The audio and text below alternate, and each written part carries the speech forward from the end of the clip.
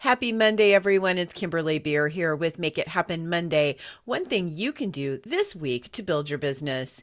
And this week, your challenge, should you choose to accept it, is to update your bio. Now, let me ask you a question to your bio. I've changed. Have you? So, for a lot of us, we have gone through some major changes and shifts in our career in the last year. And that's just kind of common, even though it's 2021 and 2020 was a little bit of a train wreck. For many of us, we shift every year as it is. We win awards, we maybe tweak our messaging and our branding just a little bit, or we've had some major things happen in our lives, and those things need to get reflected in your bio. So, my question to you is, how long has it been since you've taken a good look at your bio, the bio on your website, the bio on your LinkedIn page, and also the bio that you carry around on Facebook and other places where you publish publicly who you are, what you do, and basically set the tone for your branding for people that are meeting you. So for your branding and your messaging. So if it's been a while, it's really a good time to take a few moments and go through and update it. So here's a couple of tips for you on doing a good job when it comes to updating your bio. Now, we always have the musts that we have to hit: your name, your business, and your position. But then what do you do after that? So what I want to get you to do is consider your brand message. Messaging is so important right now because it helps separate you from your competition. It helps you attract your ideal client. And it really helps bring the message of what you have to offer to the world through your business to light. So if you are your brand's ambassador, and most of my followers are, most of you guys are small business owners, and if you're not front and center, you're a pretty darn important part of the business and the message and the public facing part of your business.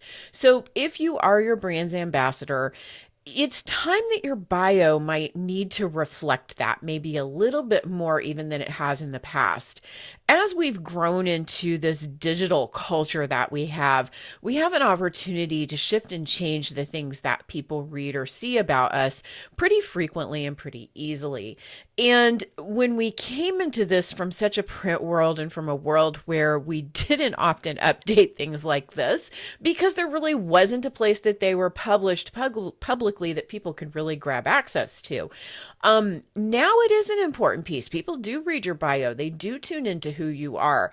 And when they do that, you need to make sure that your bio is in tune with and in alignment with the branding and the messaging that your business brings to the world, especially if you are the face of that business. So I encourage you to really consider that when writing your bio. Now, here's a couple of tips that I have for you that'll help with this. First of all, don't be afraid to go ahead and brag. Your bio is the one place in your marketing that it really is all about you. And for many of you, you've lived the life that you are helping people attain. In other words, you've walked a few steps ahead of the people that are your ideal customer. And in that case, they want to know your successes. They want to know your wins, and they also want to know your story. And when you tell your story, show, don't tell. That means don't just give people lists of dates and activities that you did.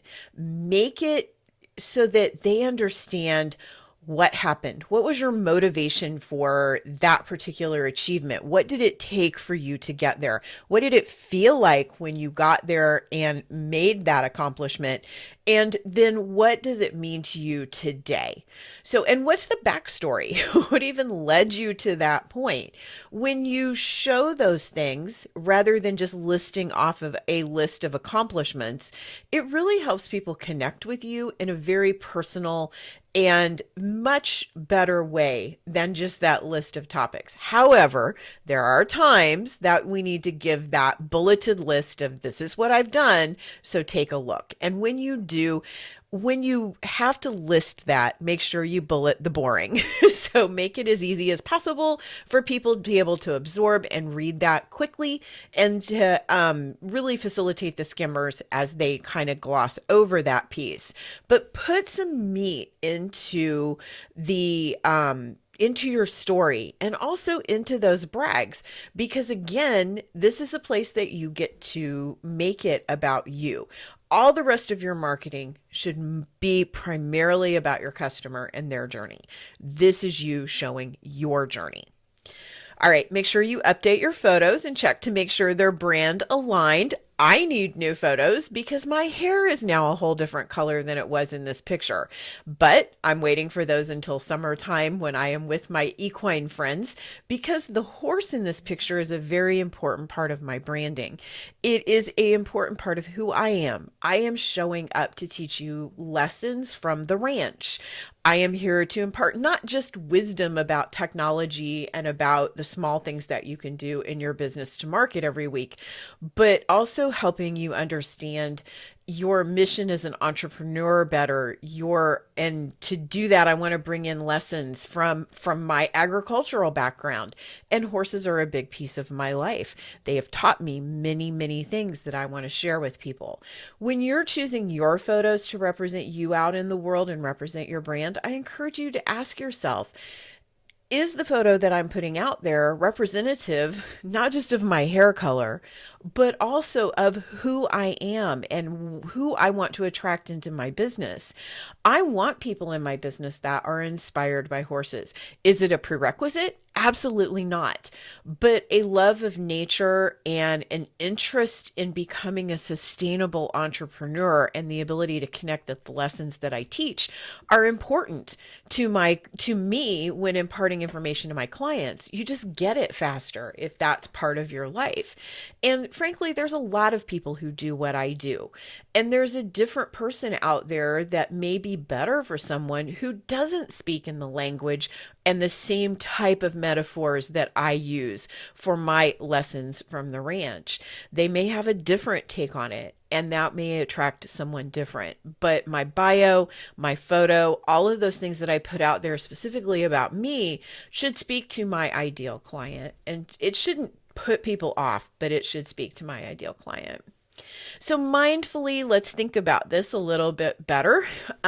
Your bio is needed frequently, and there's oftentimes you need to have two copies of that bio. One bio is written pretty much bullet pointed and very matter of fact, and it's usually pretty short.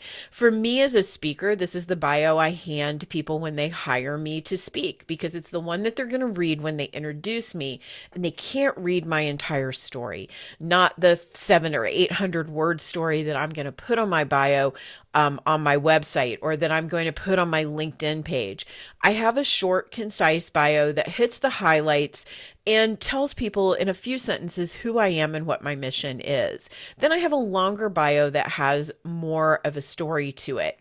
And actually, I have multiple bios, and I actually write multiple bios for most of my clients, because it's important that you be able to tweak that bio to the specific instance that it's needed for. So I have one specifically for my photography, then I have another one for Be More Business, and I have yet another one that incorporates the ranch into the marketing and the photography and art into the marketing as well. So it combines all of the above. So it's okay to have multiple written bios kind of pre-done up so you can use them specific to the situation. But my goal for you this week is to get you to just look at all those places you currently have bios published and ask yourself, is this current? Do I need to add anything to it? Is there anything on there that is just taking up space, but it really doesn't align with my current branding, my current messaging, even my current business or mission? And eliminate the things that no longer fit and put in the things that are important for you to have moving forward. You might also want to consider writing up a company bio, but I'm just going to plant that seed here, and we're going to talk about that in more depth on another Make It Happen Monday. Meanwhile, go out and have a great week this week, and I'll catch you next Monday.